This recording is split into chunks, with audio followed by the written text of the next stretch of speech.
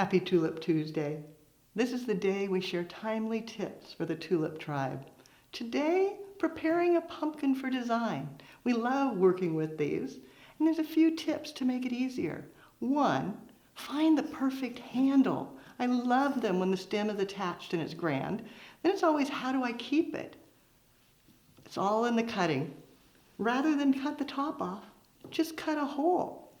Use a large knife, cut it out, scoop out the innards. Then, to keep it fresh for as long as possible, spray the inside with Pam cooking spray. It coats it, seals it, so it doesn't decay as quickly. Then, you can add a liner, just squish it in.